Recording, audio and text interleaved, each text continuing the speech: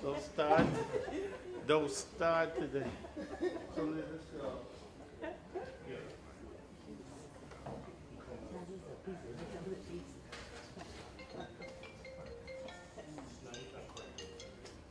Yes.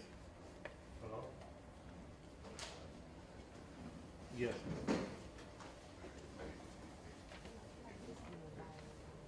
Not today. No, we'll be able to have it. Yeah.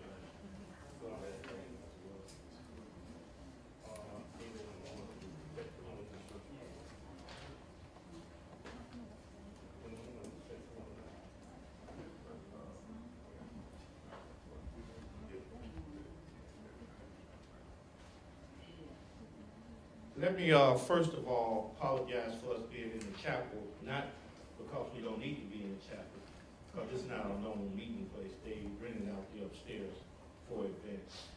So next Thursday we'll be back at our usual spot, all right? Okay. But nevertheless, let's get started. We have a few exciting things to tell you about that's coming up that we are doing. For the ones that, how many in here have already taken the Flaggers test, for example? All right, how many still would like to take the Flagger exam? Okay, so we got about 3 or 4. C, Pam, which is to my right, and Mr. Leonard Noble to my left. We at least got to have at least 12 people, 12 to 20 people in that class. So if we could get that mark, and then we can have a new class. But at this point and stage, for the Rainbow Push Community Job Initiative, the Flaggers program is basically over, but we accommodate whoever may come through the doors to still want to become a flagger. All right. Yeah, how many still need to fill out the package? They couldn't make it Monday. And I think someone else left some money. Did you get that, Pam? Okay, good. All right, so, all right, you put your hand down. Thank you. The other side of it is that we, Saturday, for housekeeping matters, we still have about 700 bags still here for the kids. So Saturday morning at 9:30 a.m., if you know some young kids, families that's in need, please let them know that we'll be giving away nice book bags with nice supplies in them. A lot of supplies in them, matter of fact. So if you know some people that need them, try to do that. Or if you know your neighbor kids need them, you just come here and get it for them and take it to them, you know.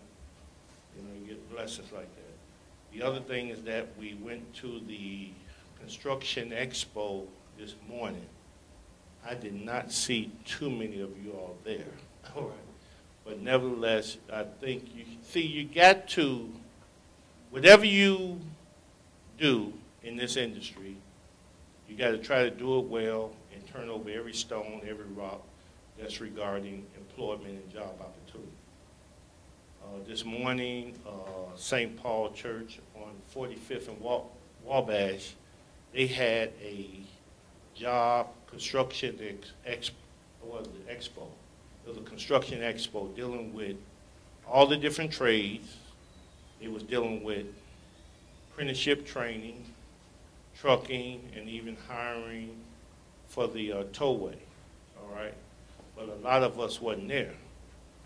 And so the only way that you got to keep abreast of these things, because this thing is happening very quickly, and the only way it's going to make sense to you by coming here on Thursday, you got to keep up with what's happening. You know, I didn't go there for a job or anything, but I went there to make sure that if anything of our people that come here on the Thursday need it or need to ask myself or Pam about, I will be available for to talk to them about it or to help navigate them through any concerns that they had there, right? But the other side of it is that it was a decent turnout there. We did a lot of networking, found out a lot of new things that's going to be coming up. McCormick Place getting ready to do some more development in Leonard. The director of operation was there, as well as Joe Williams from Target Group was there, and probably about 8 or 9 of the different trades. Now, if anybody's interested in the heavy equipment, 150, is it 150? 150. They saying that they are anxious and ready to take applicants. All you have to do is go on their website and make sure you fill it out within this month or next month. Because the door or the window of that is going to be closing very soon. All right, so remember that. The other thing is that if anybody have taken the flaggers exam and have not gotten their certificate, those certificates, so tell all your buddies, friends, or colleagues, or people that you know that have been here to deal with the flagger certificate, those certificates will be given out September the 9th at 8:30 in the morning. We're going to have Reverend Jackson going to have a breakfast for you on the 2nd floor in the community room where we meet at. And so that's on Saturday, September the 9th at 8:30. Between 8 and 8:30, try to get there.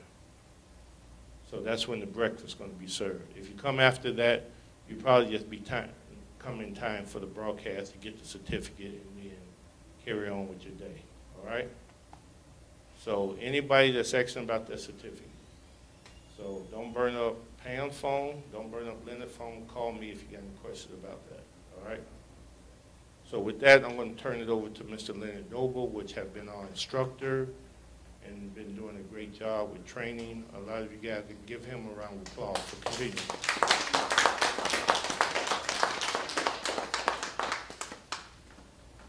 So basically, everybody, for the exception of the people who took the class on Monday, your certificates are back.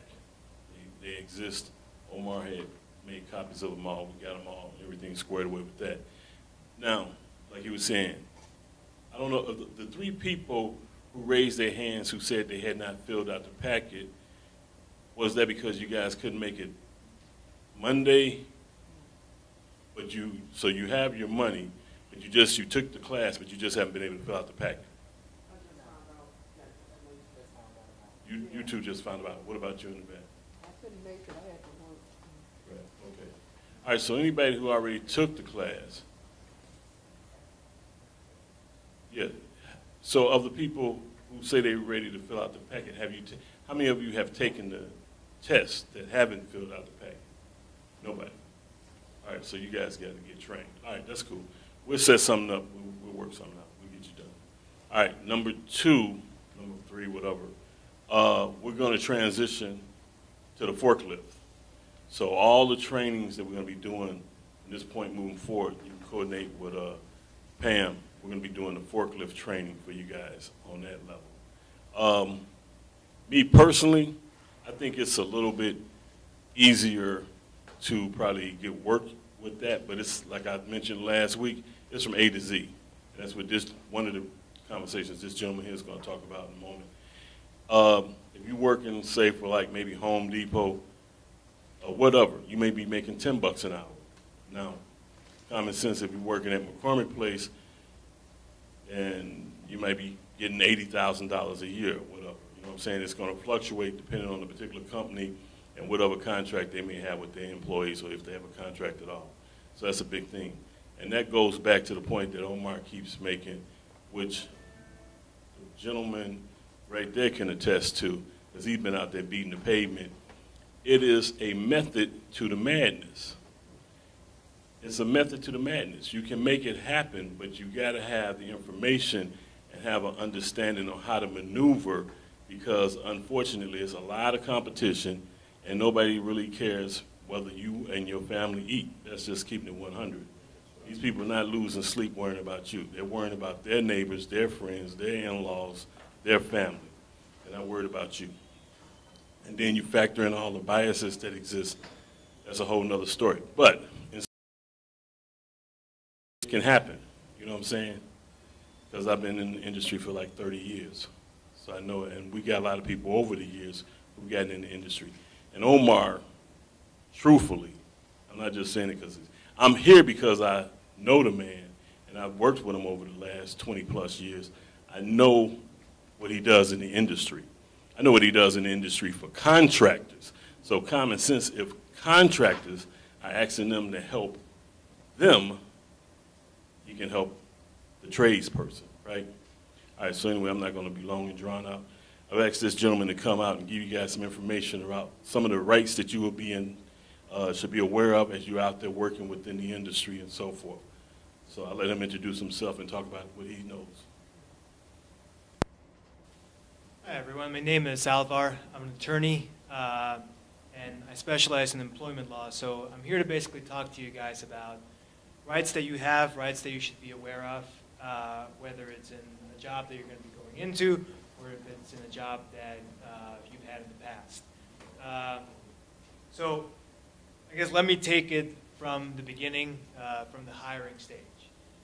Some of you guys may have experienced this, but there's a lot of discrimination that goes around through the use of background checks. And there's a lot of mishandling of background checks. So let me give you an example of what your actual right is and then how these rights are violated. Employers are able to do background checks on employees. Before they do those background checks, the employee is supposed to be notified in a single-page document where there is, so it's not in the bottom of your application where you're told that you may have a background check in tiny print and then you sign the application. Then by signing the application, you're authorizing the background check. That's not the way it's supposed to go. You're supposed to get a single document that tells you, we may do a background check, and would you authorize it? And then if you do authorize it, they'll do it. Now let's say something comes back in the background check, and they say they can't hire you.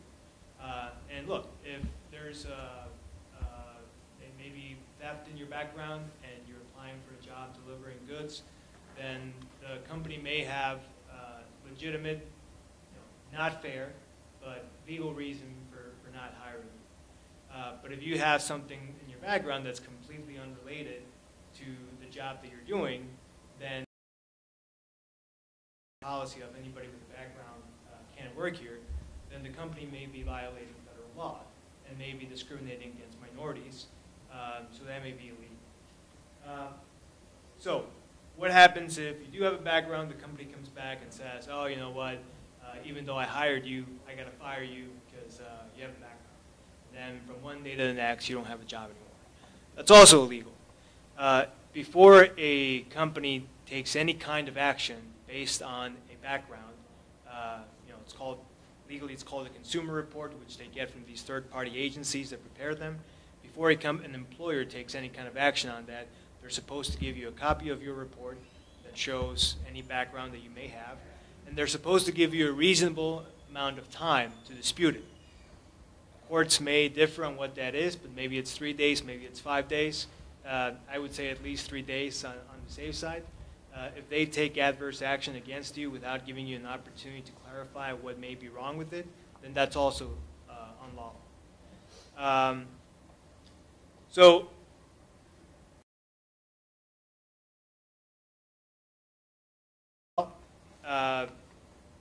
fortunately, there's no government agency that you can go to for purposes of this particular law. It's called the Fair Credit Reporting Act. But there is a private right of action, so you can consult with an attorney about this having happened to you. Because if it happened to you, it probably didn't happen just to you. It probably happened to dozens, hundreds, sometimes thousands of other people because this company has a policy of acting like this. If you do consult with an attorney, this is not the sort of case where you should have to pay any money to the attorney to handle the case. There's fee-shifting provisions that protect these rights, which basically means that if somebody takes this case and wins the case, then he gets to get paid by the company, not by you. So I always tell this to people, don't put money into this types of issues because you're not supposed to. Anyway, let's say you get hired, background's not a problem. you have to worry about discrimination. I see a lot of discrimination, both against minorities and against women. So basically, employers don't have to be fair. They can treat people differently based on I don't like you, but they can't treat people differently based on your race, based on your gender, based on your religious beliefs, your national origin. So, for example, if you're a woman and you're applying for a forklift position, and there's 20 forklift drivers in the warehouse, and no women, and you keep applying and they keep giving you the go-around, then that's unlawful. And the fact that there's only one woman or no women at all out of 20 forklift drivers is probably going to be good evidence that your rights may be being violated. Same thing if you experience discrimination based on race. We deal a lot with temporary staffing agencies. Some of you guys may have worked with this industry in the past. And some agencies have been sued for having a practice of discriminating against African Americans because they prefer some other racial group. A lot of the times they prefer that racial group because that racial group is being exploited in other ways because they think they have no rights. But at the end of the day, if you go and apply for a job and you're not getting it because of your race, and maybe you go into a temporary staffing agency office, you apply for a job, vans come around and a bunch of Latinos get on the van and they go out, and no African Americans get on the van and they don't go out. Then that's discrimination. If you go to a warehouse and all the white people and Latino people get put on lines and all the African Americans get put on the cafeteria to wait until there's an opportunity for them to work, then that begs the question, why? If these are jobs that don't require any special skill that you don't have, then there's no reason why you should not be being placed on that job as well. So if you see something that constitutes an adverse action being taken against you, and you think that it's based on these protected grounds, your religion, your gender, your national origin, your race, then that's going to be unlawful. And I say this usually as well, is that there's a lot of unfair behavior that takes place because employers can be jerks and they can not like somebody.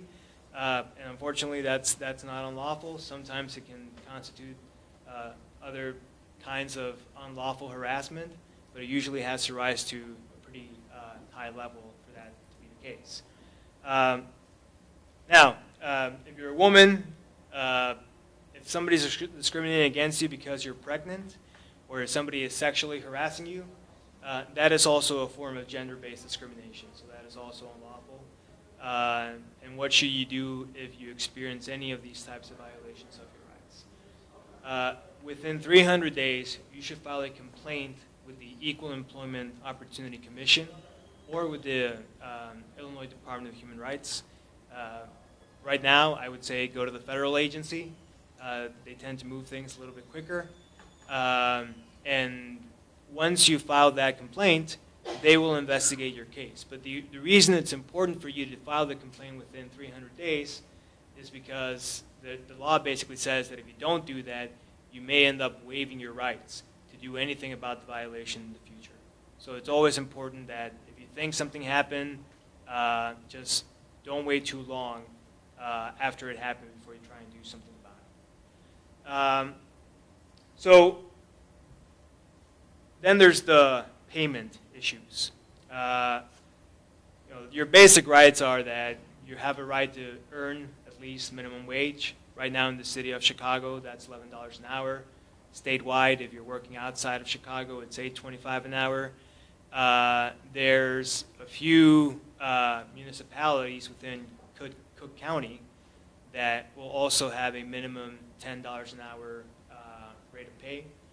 You should check on the Cook County website to see which municipalities those are and which have not opted out. But you have that right.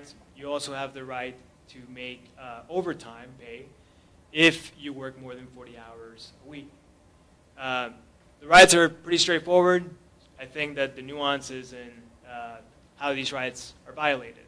And employers can get pretty sneaky sometimes to violate those rights. You know, you get the high road employers and you get the low road employers.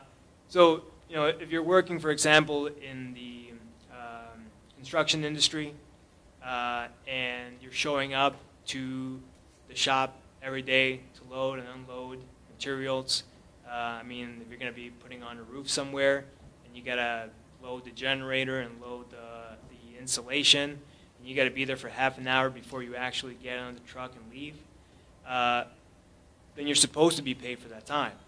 And if you spend an hour and a half on the truck after you did this work to get to the site where you're going to be working, and the employer doesn't pay you until you get on top of the roof, then that's probably unlawful.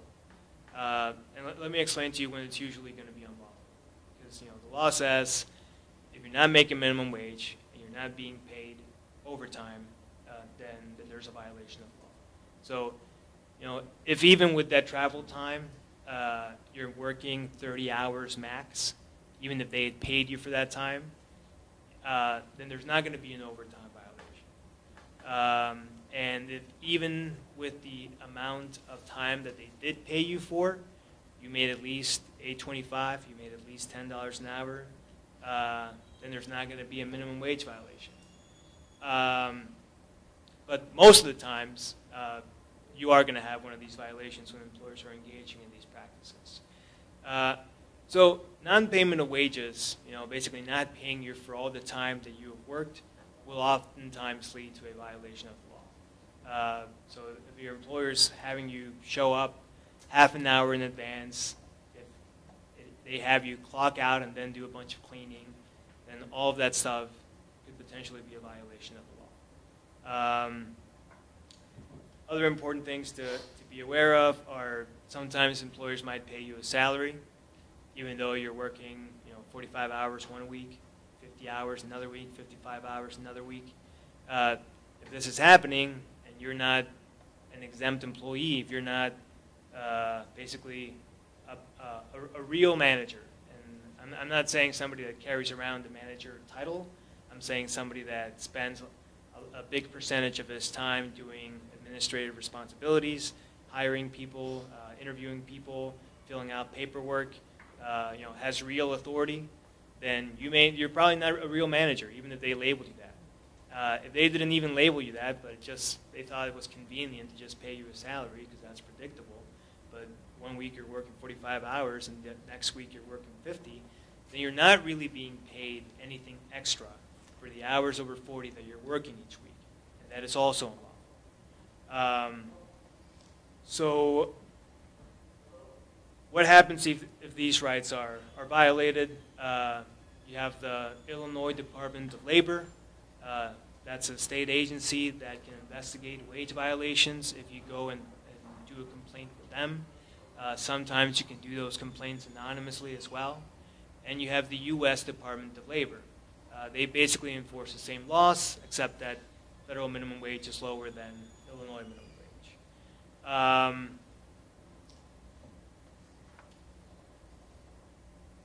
few extra rights that you have if you work for a temporary staffing agency are that whenever you get hired, you're supposed to get an employment notice. And an employment notice, you can think about it as a mini contract. Because a lot of times, a staffing agency may tell you, yeah, we're going to pay $10 an hour. And then they'll send you to whatever job they're going to send you to. You work there for the week, you get your paycheck, and you're being paid $8.25 an hour. So that's not supposed to happen because when they first send you out, they're supposed to give you something called an employment notice, which is supposed to spell out where they're sending you to, how much they're going to pay you, are they going to deduct any money for any special equipment that you may need, how much money they're going to deduct. It's basically a mini contract that you're supposed to have to avoid those kinds of issues.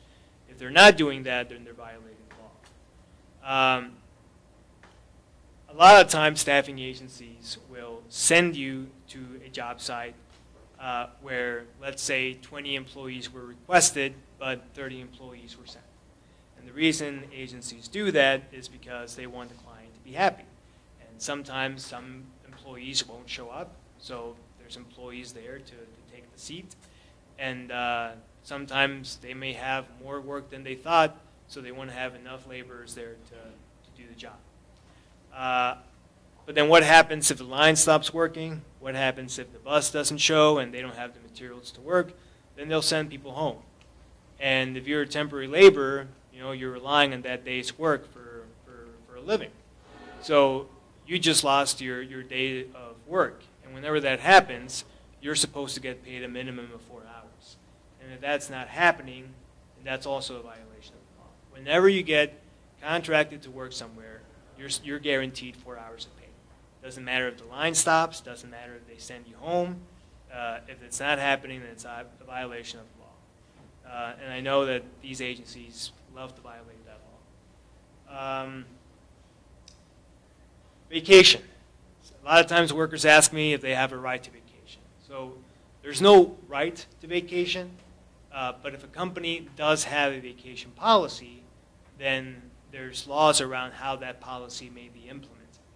A lot of companies have a policy that says, you know, if you work with us for a year, then once you hit the year, you automatically get your week of vacation. Or if you work with us for 1,800 hours, then the minute you hit 1,800 hours, you automatically get 1 week of vacation, and then when you hit that 1,800 hours again next year, you get your other week of vacation.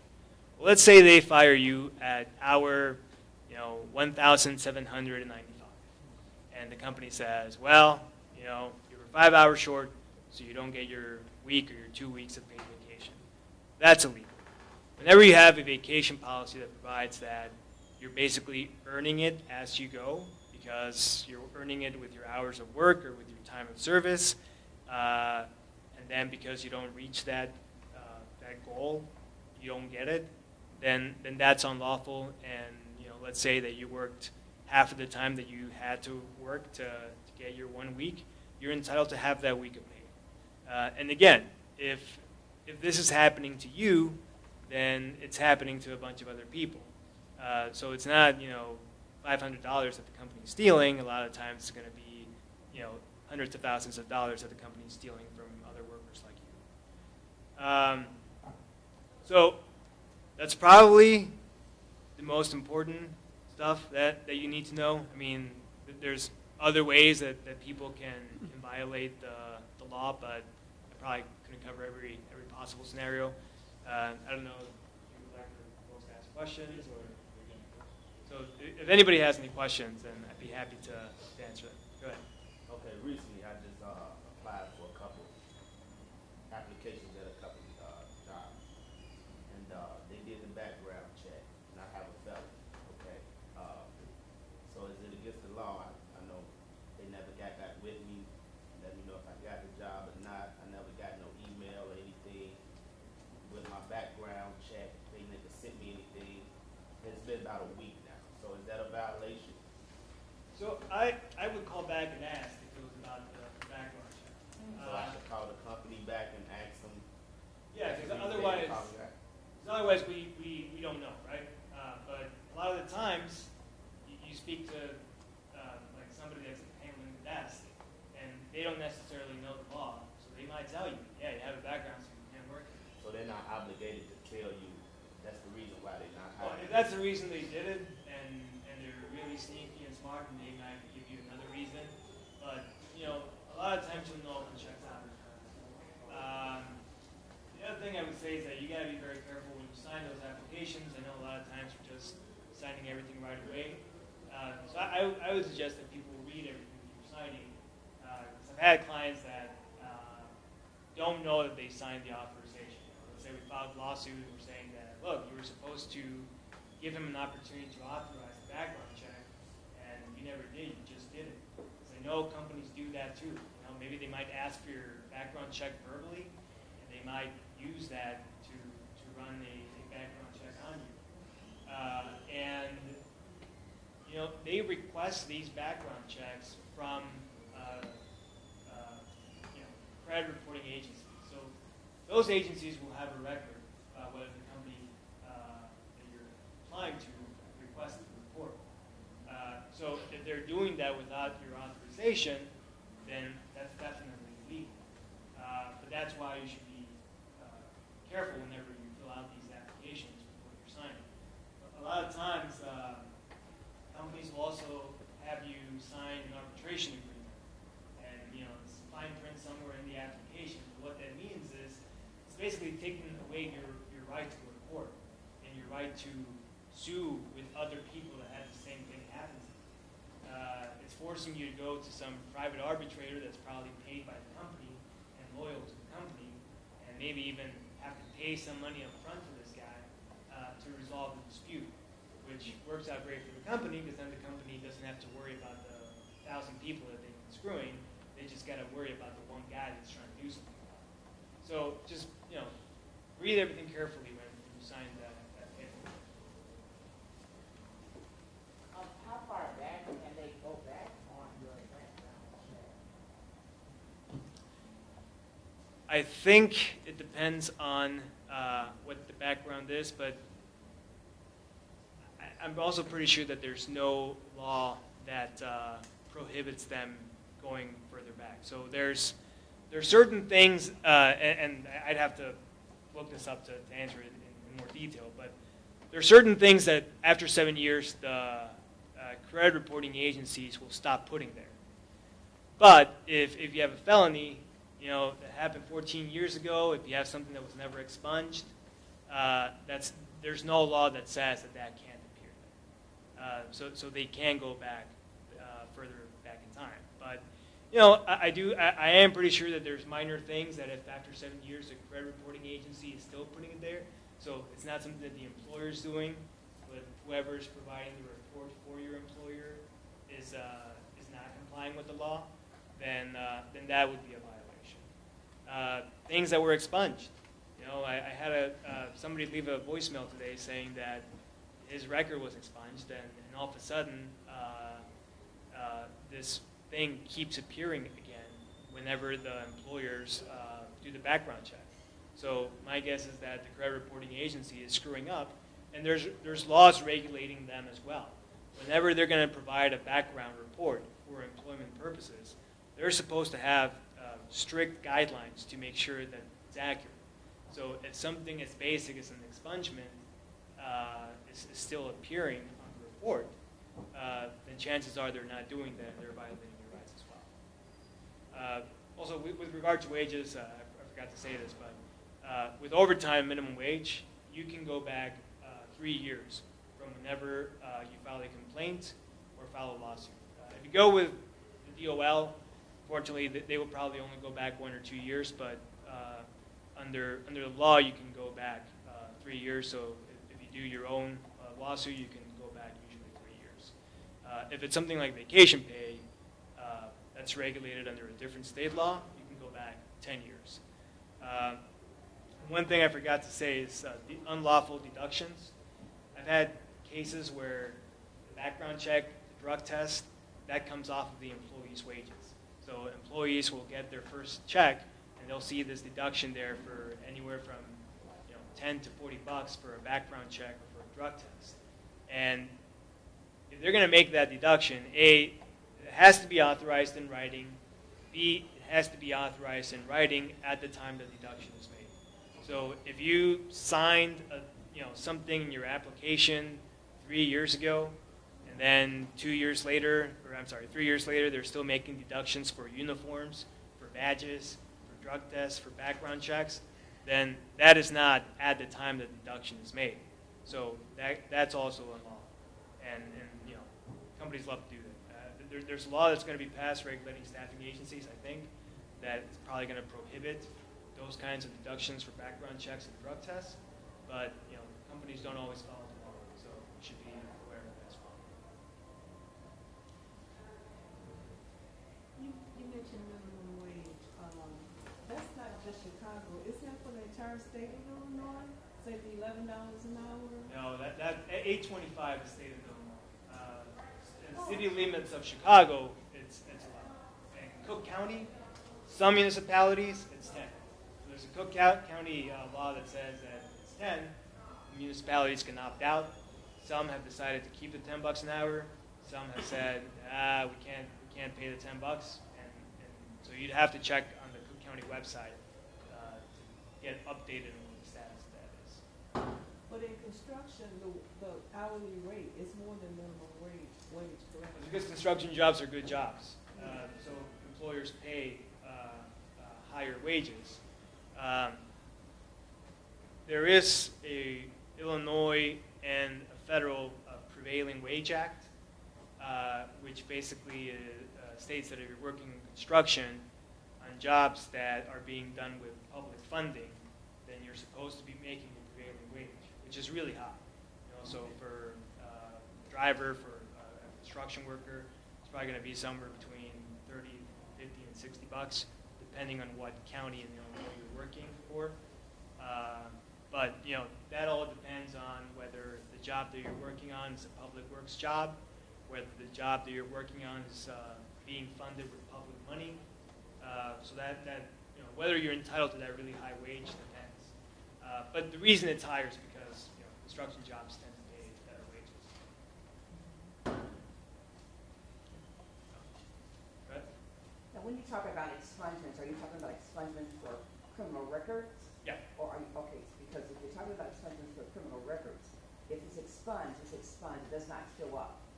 That's supposed to be the case, yes. But Yeah. somehow some agencies everything still screw it cannot up. be expunged, or whatever expunged, it's expunged. It does not show up on the records in the clerk's office or That's the way it's supposed to work. It's also gone through to the state, where the state also clears that. Yes. Yes. So, But credit Beg to differ a little bit, yeah, because credit and expungement. what happens is, at least to be on the police department, what winds up happening is the local police municipalities and the credit bureaus and all those people, they won't have that information. But like at the federal level, it's never expunged. The FBI, state police, they will always be able to have access to that record. Doesn't matter.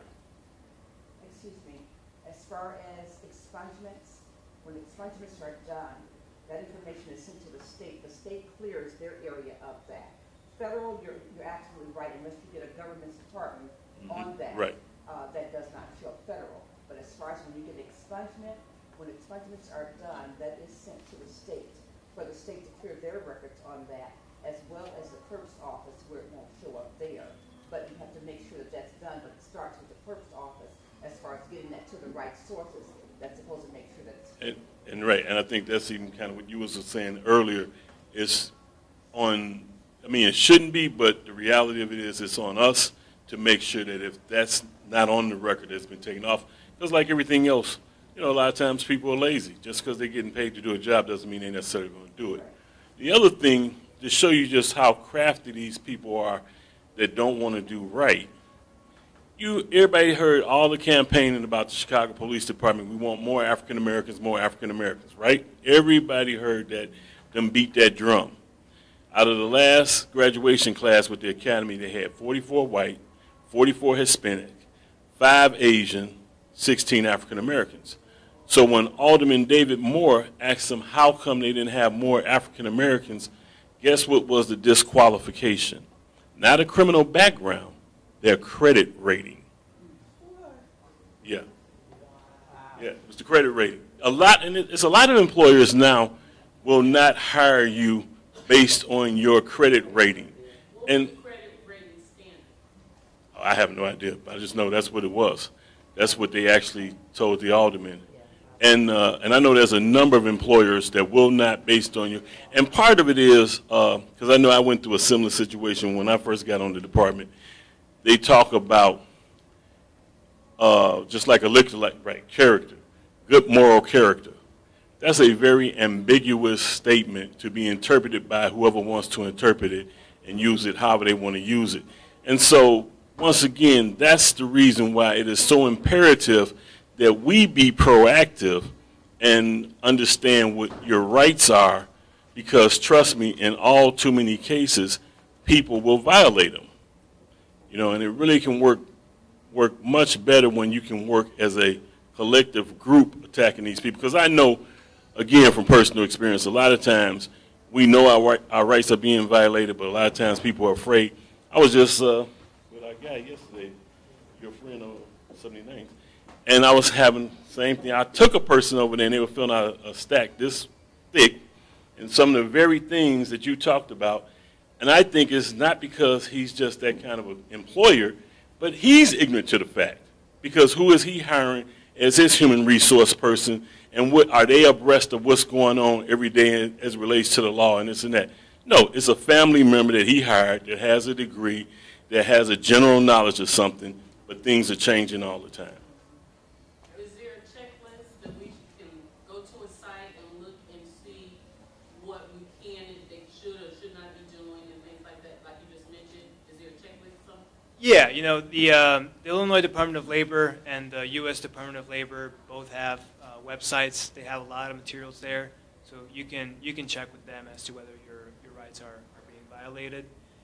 The other thing that I think it's important to mention is that if you are going to complain about something, and you do complain and your employer retaliates against you, I mean, by something I mean you're complaining about him not paying you minimum wage, him not paying you overtime, you know, a right that's protected about discrimination, and he fires you, then that's retaliation, that's unlawful. It is always better when you're going to complain to not do it on your own. You know, everything is always better and you're more protected if it's more than one person. And, you know, if you're going to talk to your employer about improving working conditions, then you're also protected by the National Labor Relations Act, as long as it's not about you, it's about the employee group. And to be really protected when you're going to do that, like, I mean, let's say that, you know, they're having you work in super cold conditions or super hot conditions, and you want a fan there so that people are not fainting, and, you know, a group of employees get together to say, we want a fan, and then the employer fires you, that's unlawful. I mean, you guys are engaging in concerted activity to improve the conditions for your coworkers. But again, always better to do it not just yourself, but with at least another person so that there's witnesses and so that it's clear that it wasn't just about you, it was about the group. How do you go about obtaining your what would I do to obtain my background? Who do you go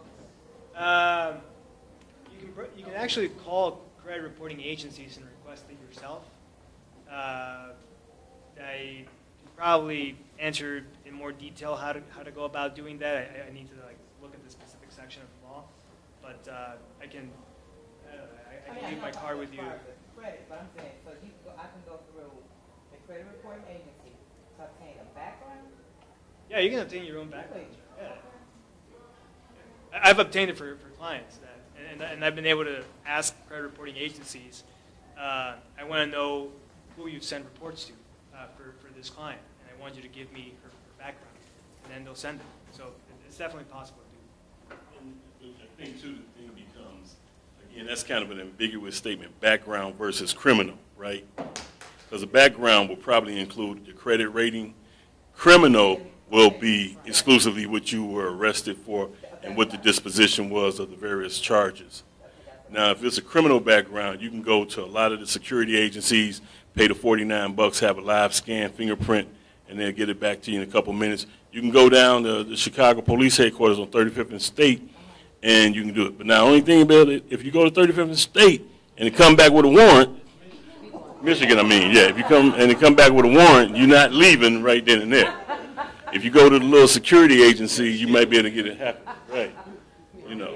But you can go to police headquarters on 35th in Michigan at normally it's like 8 o'clock in the morning. You can go there, do the live scan, and in literally minutes, it's going to come back. They may tell you to come back the following day, but it actually, I know, it comes back in literally like maybe 15 minutes. The only reason I asked because my son, he went down there and everything came back clear. He lives in Georgia now, but when he went for a job there, something in his record was expunged.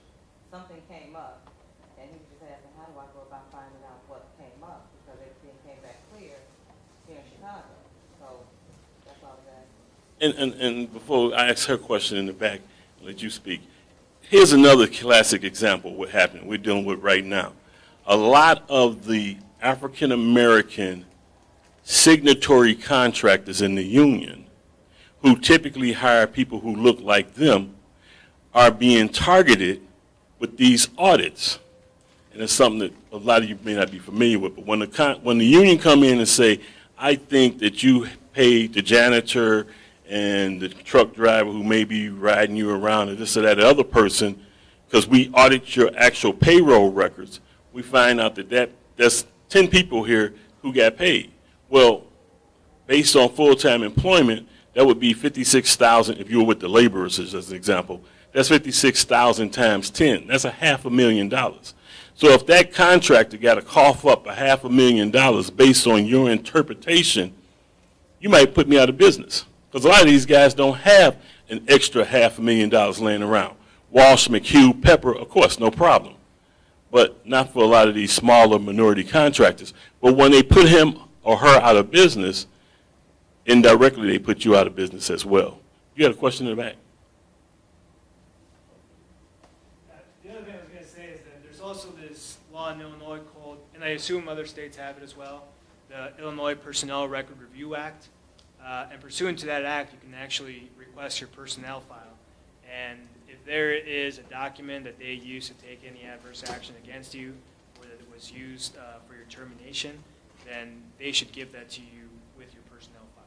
So, and that applies even if, certainly from the way I view it, even if you're an applicant rather than an employee that's been fired. I didn't hear the last part.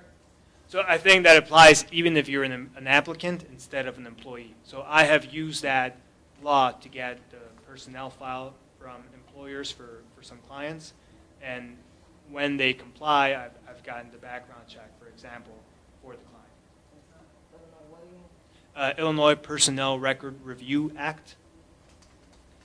So you do the request in writing, and they're supposed to get back to you in 7 days, either let you go view the file or let you make a copy of the file.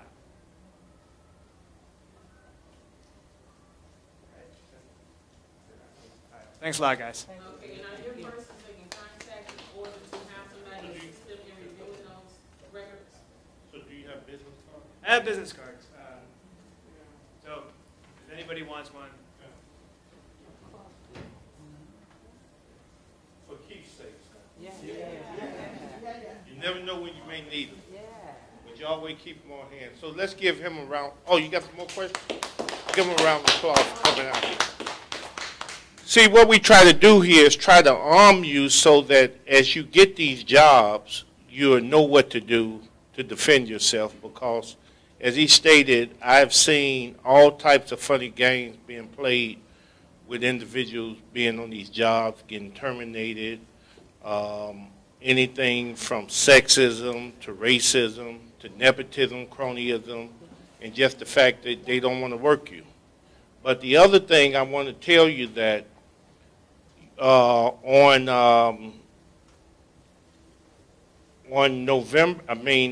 September the 9th, do not forget, we're going to have the certificate program here upstairs at 8:30, 8 o'clock, between 8 and 8:30, a breakfast will be served. The other thing is that ACA will be having November the 16th a business networking event. So we're going to make sure that each and every one of you all are invited to that so that you can meet some of these general contractors and GCs. Earlier today, I met with Fred Berglund, which has a multi-million-dollar project with the UIC.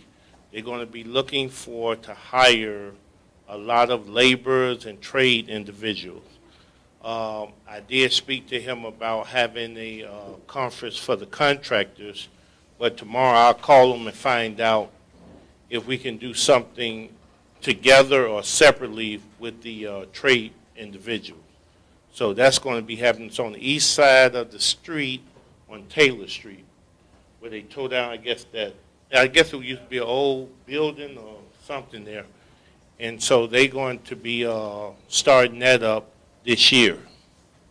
All right, so I just want to make sure that each and every one of you all are informed of these things that's going on, because see, it's very important that you stay in touch and you stay informed.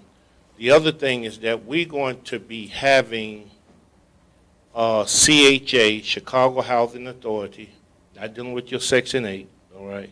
It's going to be dealing with Section 3, which is for low-income, people that hire low-income individuals, as well as people that want to get their company set up.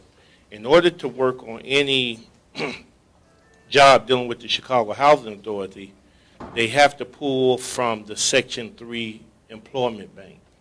And so what I'm going to be doing next week is to ask Claudia Weems and her team to come here with their computers, hopefully, so that they can get each and every one of us into that database, all right?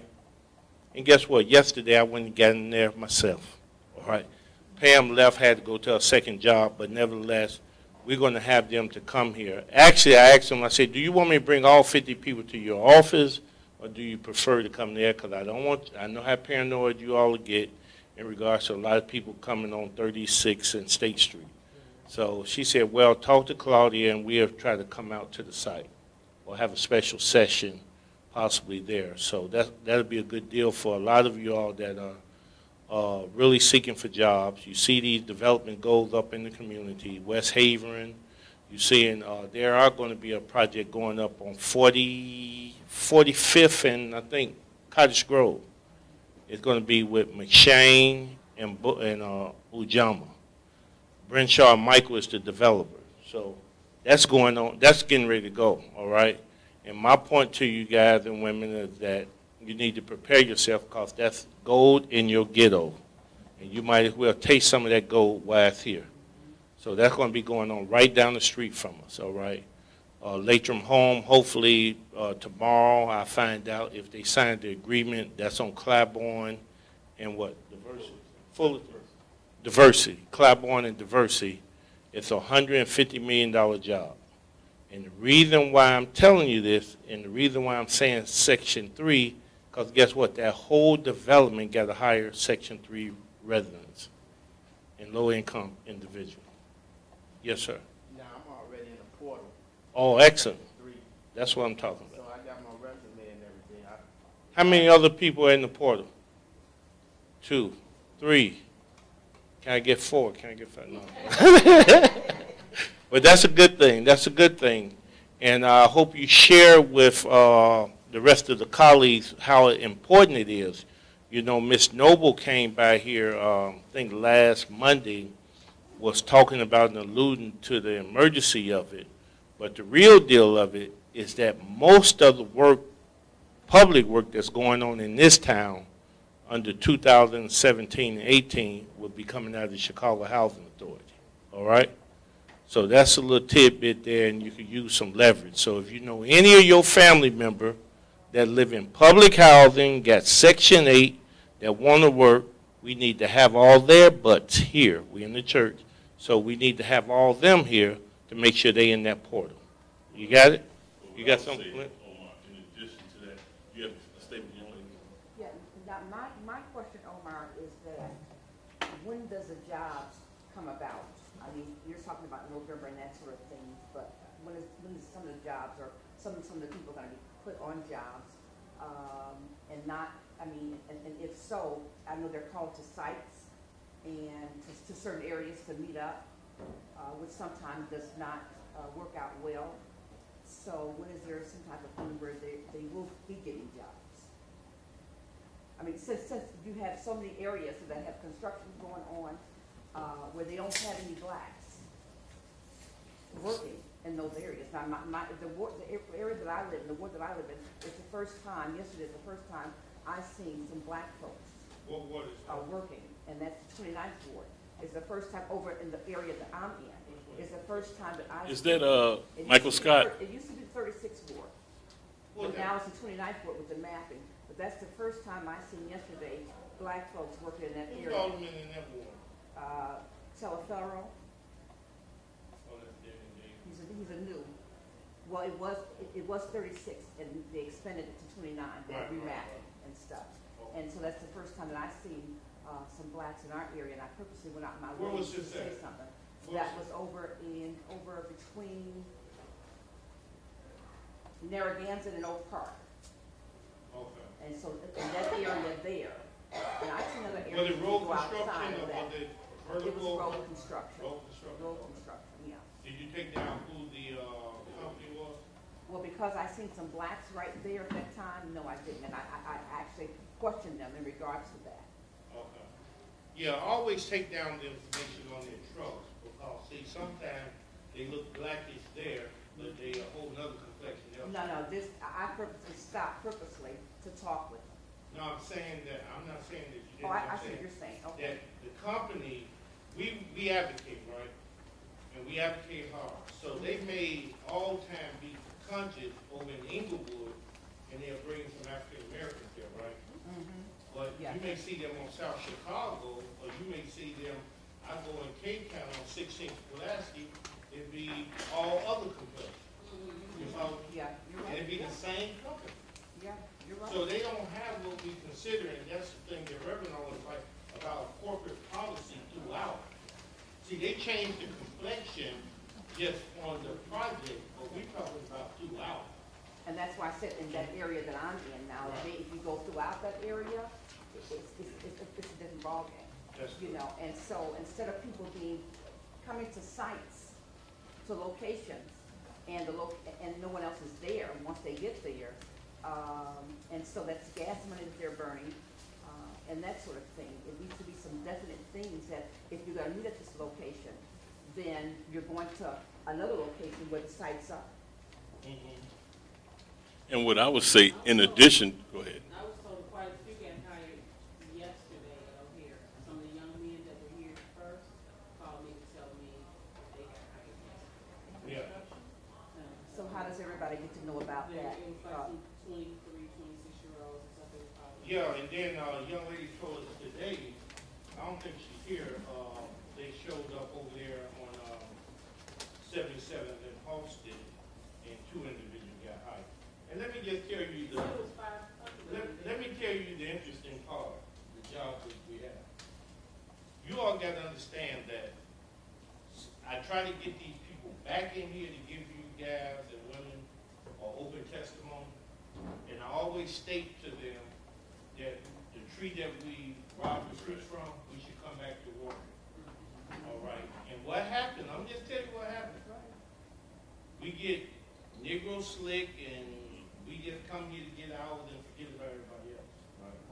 And so they'll grab the pieces and they will run until I run up on the site, man, I've been working. I think me and Lamone was at a radio store on Stony Island yesterday. I didn't really know the guy. He got all my things for hiring me, this, that, and the other. I said, why you don't come back to the meeting so you can tell the people? Oh man, I'm doing something else. I'm finna go out of town, see my little shorty, and I'll be back next week. I said, okay then. I said, tell you and your dad, I said, hi, and give me a call. That's all I can do to them. I can't police them, make them, you understand what I'm saying? And they don't come back to tell you those things. Which, you know, some of them I could reach, and I'm gonna try to reach just next week to come back, but some of them don't come back to tell you. You understand what I'm saying? Well, And see, if you wasn't here today, right. I wouldn't know that. Right. If They we don't would, start until September, right. but they did their orientations and everything yesterday. If I wasn't here, if I wasn't there earlier this morning over at St. Paul Church, meeting with the young lady that's come from this group here, that told me that those people did get hired on 77 and Halsted, I didn't know that. Cause see, I'm out here just doing it. I'm not trying to keep count of it because that ain't what I really do. What I do is just try to use Rainbow Push, African American Contract Association as a bridge to break down the walls of division and keep the bridge of opportunity open for everybody. So that's fine. You understand? O'Hare, you made it known to the people to go Yeah. there. That's right. Reverend Jackson also going to the Public Building Commission to speak. Public Building Commission, understand, they do all of your schools in your community. Every school you got in your community, they pretty much do. They do some of your parks. And he's going there to speak about African American must be more inclusive. That's why the mayor put together that executive order that Pam Brother brought in here about he want to see more involvement of African American in these surrounding communities. They already know we're starting to address that now. But here's the thing, though, in my opinion, it's just my opinion, right? So I know personally, I don't even know how I wound up over here. You know, Omar had to call me, and I'm just keeping it for real, right? You know, I've been involved off and on with Push since I was 16. I'm 56 now, so for 40 years I've been coming in and out. But Omar had to call me and tell me to come over here for something that, I think it was Contractors Day, and then I met, Go get some cookies and now you stuck. right, I met Pam, and she asked me to do this class, this training for her. And long story short, I've been here now for the last 7 weeks, of which I know Pam ain't making no money. I'm not making no money. I probably could be watching TV at the crib or whatever. But the point being is, because like her and Omar have a passion for trying to help black people. Because there's not a whole list of line of people trying to help black people. They ain't in line. But They definitely ain't racing to get here. the black people who we're trying to help also gotta want to help themselves, right? It's just like with Reverend Jackson. I already know the scenario. If he go down there and meet with the Public Building Commission and he talk to him, this man is getting pulled constantly after everybody talk about him, right? 'Cause they do. He's getting phone calls all day and all night with people pulling on him all the time. So now he's on to the next fire. But if the people that he's advocating for are there to stay on top of it with him, then that's a whole different story, right? So my point is this. That $130-something million, which is probably going to balloon to over $200 million at the CHA, if you all don't become actively engaged into making sure that you or your loved ones get a piece of that, ain't nobody else down there worried about you. Don't get it twisted. When Claudia come here next week or whenever, she's already getting a paycheck. Now, if you hold her feet to the fire, then there would be a difference. But if you go there and say, just because I filled out some papers, that's the spending. And they will spin you like a spinning top. Because you know, for those of you who come out of the street, there was an old cliche, the story is to be sold and not told. It's not coincidental that black people are not working. So when the mayor make those rhetoric statements like he made about hold them accountable, that's just an idle conversation for a vote. And then we'll take that and run with it and reelect this fool yet again. We've got to demand that we get treated right. I don't understand why everybody that we have trained for the flaggers, but I do know why. Because if we had that same 300 plus people going down to IDOT, it would make a difference. Yes, sir. Those of you who have cars that pay for that high, expensive gas with the most highest tax, motor fuel tax in the country, that's what that money go to. And then that's protected money, right? But if we don't do nothing but complain amongst each other and then leave out of the room and say Pam and Leonard and Omar, they own some fake out stuff, they trying to exploit me and use me, when we don't get no benefit personally from none of it, then the game goes on like it's always been. You all had a power. Now, after she comes here and put you all in the portal, if it was me, I would find out from Omar when the next board meeting at CHA is, and if it was any way humanly possible, I could go there, I would fill up every seat in the place. That's the indication that we are serious and you gotta negotiate something legitimate. And the same thing with these training dollars. You're not gonna get it from the government anymore. We've got to talk about these corporations that we're constantly buying their products, Apple phone, a ton of money. They all got foundations. They should be funding, because some of you all would be very difficult because of your age, because of your health conditions, to work in the construction trade as a tradesperson doing manual labor. But some of you can work operating the equipment, making the same money where the equipment does the heavy lifting. But you have to be trained on that skill set. And up until this point, the unions have been controlling that. But we got to demand it. The people couldn't beg themselves out of freedom, out of slavery.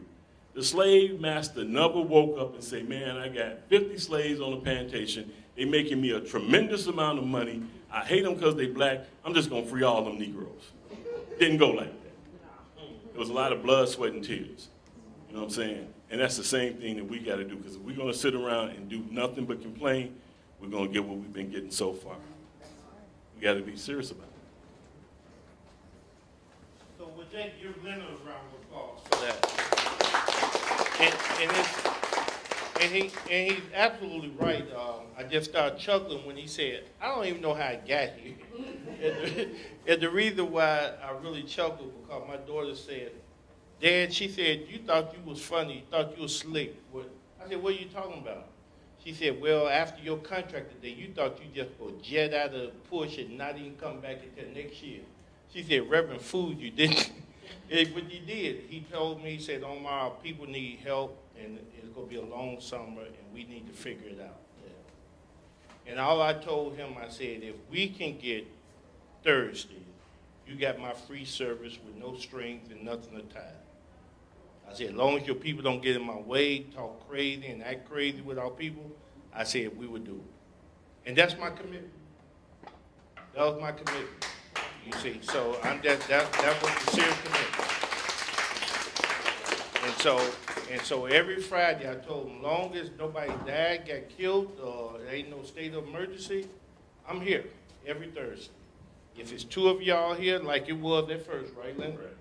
It was myself, Leonard, Pam, and Alana. And it was the ladies that said, we need to make sure that we put something together to train some people. Who do you get? And so I told her, I said, I know Leonard Noble, him and his wife been doing an excellent job helping a lot of ex-offenders that come out of the joint and people that needed a leg up and a foot up. They gave their time tirelessly there at the on Ashland. And I said, you know what? I said, let me reach out to Leonard. And I was hoping and praying that he said yes. He said, yeah, I don't mind doing it on mine, right? And so that's when he came over to the meeting, and Pam and Alana and them said, we want to at least train 25 people to make this work. 25 people became 450 people, all right? The first, yeah, seriously, 450 people in the database. A lot of people I didn't know, a lot of y'all know, and I like now, so that's a good thing. And I'm saying that to say that we all got to keep our eye on the prize. The only thing matter to me, somebody give up some jobs, y'all be protected when you get the job, and just come back and don't forget the tree that you grabbed from. I'm saying if it's a sense of volunteering, it's a sense of being involved here, because it's an institution. And that's what we use it as an institution. We got McDonald, White Castle going to be putting together a program. They're going to have an extensive program. And not because of the fact that they just some good corporate neighbors, it's because some of you all went out there and protest. Like Leonard said, it was over 250 people that we told to come out there for a job that day. Guess how many came? 8. 8. And it's about 5 of them was from Push. Yeah, there was about 2 or 3 people that we knew from the meeting. Yeah, out of 250 people that was at that meeting, 8 was, yeah. I still got the articles in my car right now. I was showing it to this Caucasian guy I was meeting with about the UIC, letting them know that we're very serious. It was 8 people showed up. And so that's what I'm saying. That's what we up against, a lot of apathy, a lot of people that lost hope and faith in the structure. And a lot that want to poke holes at stuff. Guess what? I started my journey with $100. $100. And haven't given up yet. And guess what? I'm not selling. I'm still doing the same thing I've been doing. And not saying nothing wrong with any of that, because I do it all. Because if I do 100 of them a piece, I get $100 a day. And do the math. Do the math. I talked to some of my panhandler friends. I said, how much you make? He said, I make on a good day $100, 65 day on a bad day. I said, dang. I said, I need to get out of my truck and try that. I'm serious. Right there on 99th and Halsted. I talk to my guy all the time. Yep. And so all I'm saying to you is that you got to keep your eye on the prize. And we're going to make it work. Like the Caucasian guy said, it's better when you complain in numbers. That's all he was telling me. He was just telling us that, right? He said better. Leonard been. Show up when the Reverend actually showed That's up. right. That's right. And Leonard been echoing that all the time. He said, if we do it collectively, you ain't going to have a problem. Like he said, if we get a bus or we just go down to CHA after you get into that portal, we're going to make that happen. They're going to come there or they're going to do something. But we're going to make that happen. You understand? That's going to happen. Seriously, that's going to happen that way. And what y'all do after that, it doesn't matter to me. All my purpose is to change the way that you live and bring a flow of money, revenue, into your livelihood. That's my only purpose. I did that, I did my job. Actually, if I introduce you to the water where you could drink from and you drink the water, I'm good to go. You see, because that's the purpose of it. But like Leonard said, if we put on them vests, we go down there unified, it's going to change that whole scenario. You're going to make it happen. You go to That's CJ right. and fill up that room because that's one of the few places in this entire city that has a system in place designed to help you. But Yes, what's sir. happening is, because we're not showing up, you know where we're all going to? The Hispanics That's right. and the Polish guys. That's right. Yeah, When is this day again? ma'am. When is this happening again? We're going to try to get Miss Claudia Wings here next Thursday. Pam will probably give a call out or email or something. But we're going to be here anyway if she coming out. Right, that's what I want. No, we're going to bring them here. Oh, okay. No, we're talking the board meeting. I'm not so sure. It's in September. We'll have it for you next week. Because it's in September. We'll have the whole month schedule of September. Okay, so when Claudia comes next week, she's just gonna explain to them the events that are. What I'm going to have Claudia here, how to do business with CHA. How to get into the portal, like the young man said. All right? Yes. Do we still come on Monday? That's for your training. That's just for training. So That's for your everything training. else we're gonna get here on Thursday. Yeah, yeah. Yeah, so we're not going to have a training this coming Monday, all right? So I don't want you all showing up and worrying the receptionist because you go call Pam or call me up and say, oh my, you got 6 people here say you training Monday. So, and we cannot train 6 individuals. It has to be 12 or more. So just remember that. And you got to see Pam to get on that list. If it's the flagger, so be it. But we are going to be taking a list of names for people that want to do the heavy equipment operating. All right? But you got to pay for those certificates, but we are going to do that.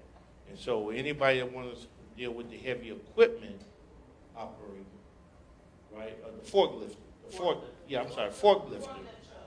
The forklifting, see Pam after the meeting or Leonard.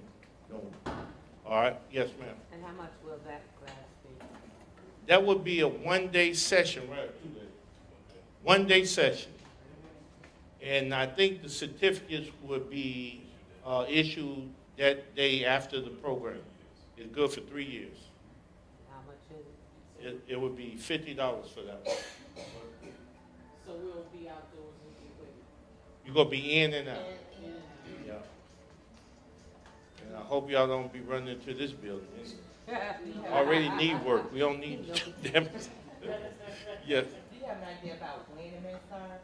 We're going to make sure everything is together by next Thursday. And if Claudia's here next Thursday, we're going to do that and then tell you when the forklifting class is. Who mentioned welding to you? Oh, I figured. You ain't touched better than me. No. No. Okay. No, we're not going to have welding. I know we're going to have OSHA, both of them. When is the ocean? And what about OSHA? What will we learn from OSHA? How to go out and, Safety. yeah, we'll be like safety inspectors. Well, you're actually going to, what they're going to do in OSHA? Yeah. Month. let me get back a little bit to the forklift. So here's how this forklift piece is going to play out. All right. The forklift is a certification that's an OSHA requirement, federal requirement to operate a forklift legally. You understand? I said legally. So we're going to do two things. You're going to come here on whatever day we decide that the class is going to take place. When you do the training here at PUSH, because it's probably not likely that we're going to get a forklift at this location in a residential area like this. But that's cool, it doesn't even matter, because the law is that you be aware of all the safety requirements. Well, I wouldn't care if we operated a forklift for 12 years. When you go to get hired, wherever you go, they're going to ask you for that card, and then by law, they have to show you how to operate that particular piece of equipment that they're going to put you on. So when we do the hands-on portion, it will be at a remote location for people just to get familiar who wants to, because it's not a prerequisite to getting the certification.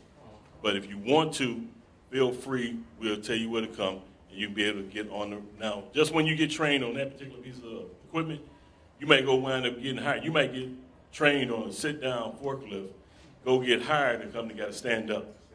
So it don't make a difference, because you're going to have to be trained on whatever it is that they're hiring you for. But the certification, just like a driver's license, when you go down to the driver's license facility and you drive and you take your training in a Hyundai, don't mean every car you're going to drive after that is a Hyundai. You know what I'm saying? So it's the same concept. Now, on that OSHA piece, it's a minimum mandatory 30 hours. So you got to know that. 30 hours by law. Minimum mandatory, no, the forklift is about 5 hours. The OSHA 30 course is a minimum mandatory 30 hours. So just have that in your head. Yeah. I'm sorry, I might have missed it, but when did you say, who do we talk to get on the list for the next 5 classes? Is the one right now full? And Pam just stepped out. Oh, she's in the back. So it's Pam to get with you guys. This will be the last flagger class we're going to do. She's going to coordinate and everything. We're going to get those people, which it wasn't earlier before some of you guys came in. We were down to only like 3 or 6 people. So we'll see what we got at the end of the meeting and just see Pam. Yes, ma'am.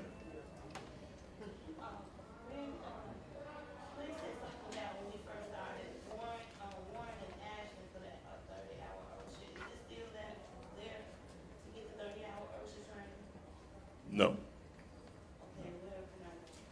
Well, that's what Omar's going to coordinate with, and he's going to let you guys know that. But let me just, again, I can't emphasize enough, because we're out here in the street beating the pavement.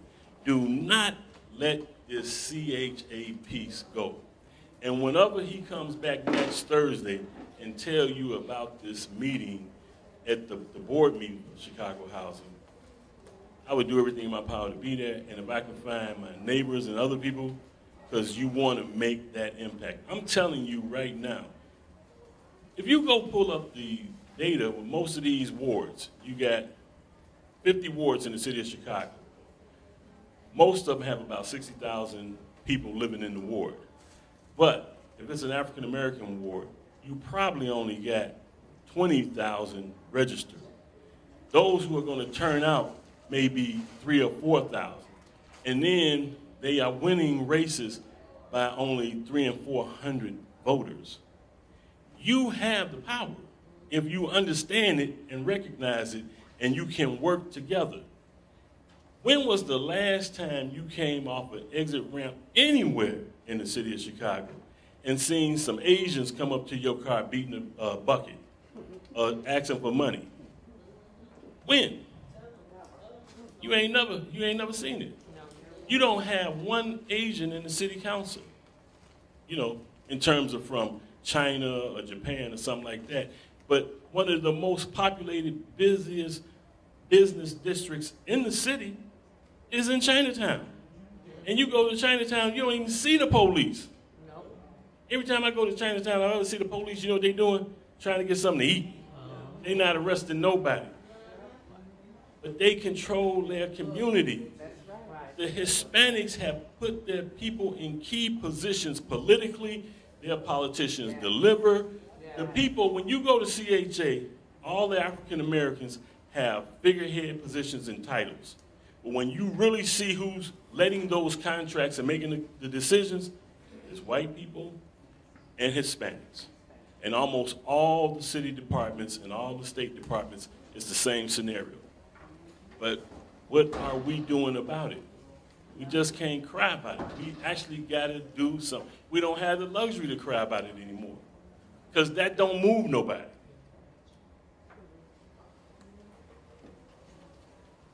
And let me, lastly, before we get here, let me just say something about that CHA piece. We, just this summer, we did 3 buildings. I was helping a contractor that lives in CHA development, right? Do you know we was paying people $59.90 an hour in Abler, in Latham Homes, and I think over here where Francine is at, called Washington Park, on 39th or 38th and Prairie.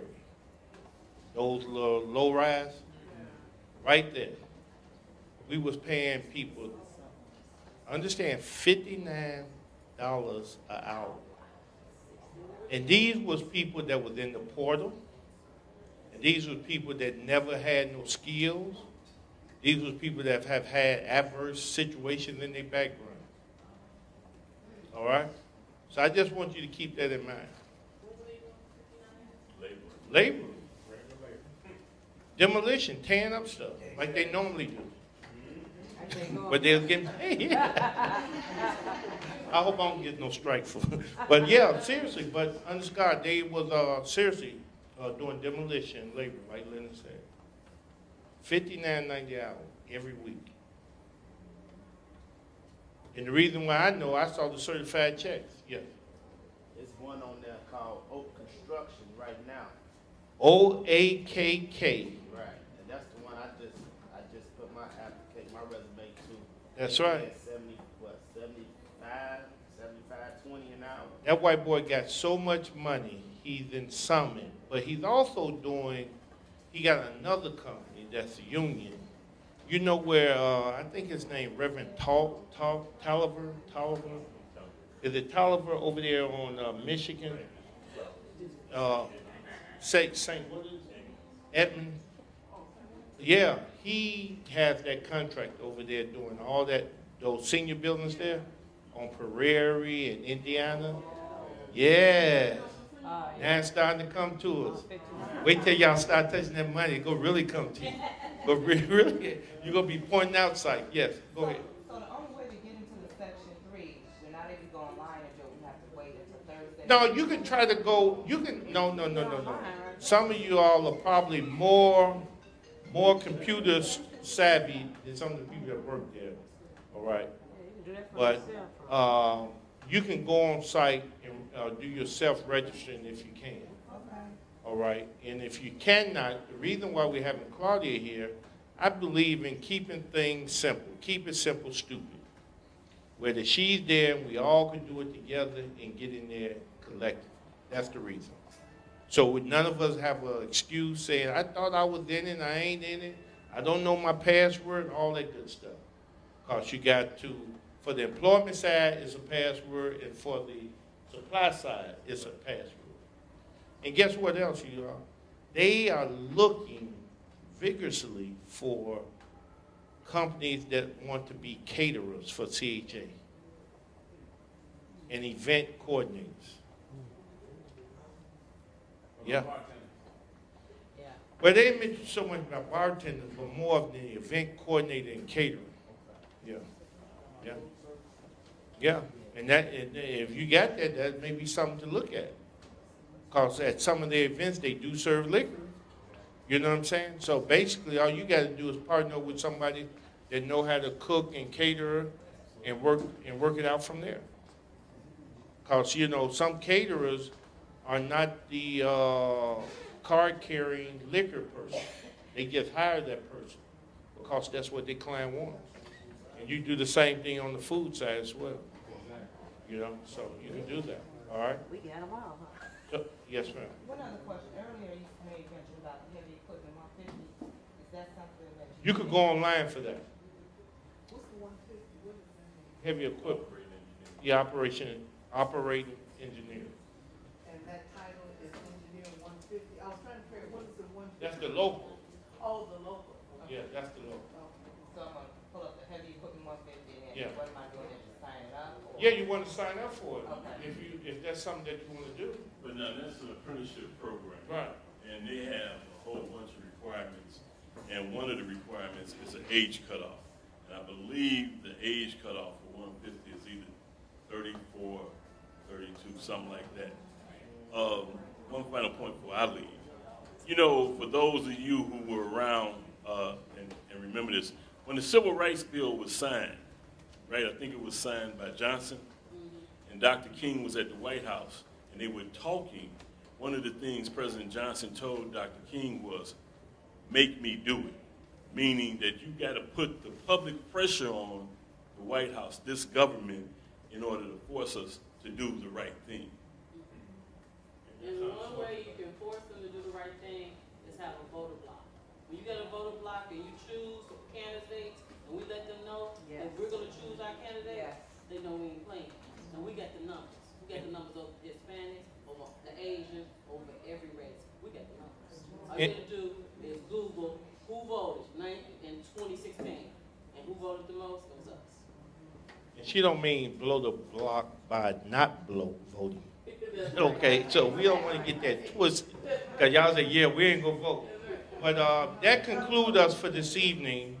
Yes. So you're 17 So, yeah, so that concludes us, and we'll see you next Thursday, all right? And see Pam for the flagger program as well as for the forklift, all right? I want to vote. I'm telling you, you take them 17-year-olds, you start registering them right now, you keep their voter's cards in your wallet, and you drive into the poll. We're going to let you know who we want you to vote for. Because we want the people who are going to look out for us and going to give us the jobs. Oh, I've been working here. I've been doing it so long. I want you to do.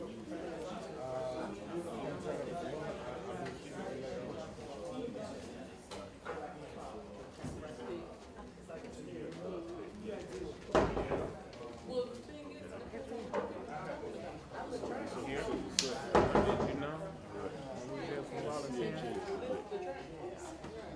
that's a different process than when you're in a store and you're lifting up the boxes.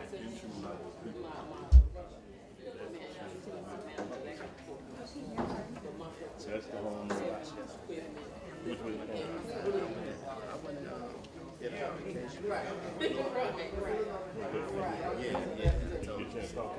Now he was in the meet. He was in the meet, so I just left my resume, signed an application, and a copy of my license and stuff like that.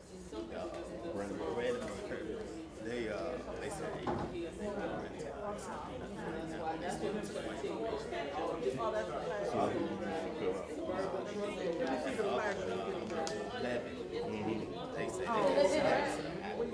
they say they was hiding on 1, 2,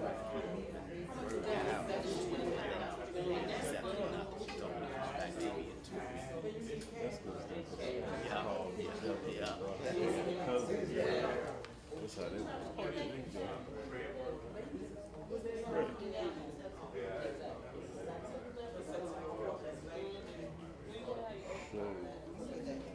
2020, oh, you were all good. It's like having your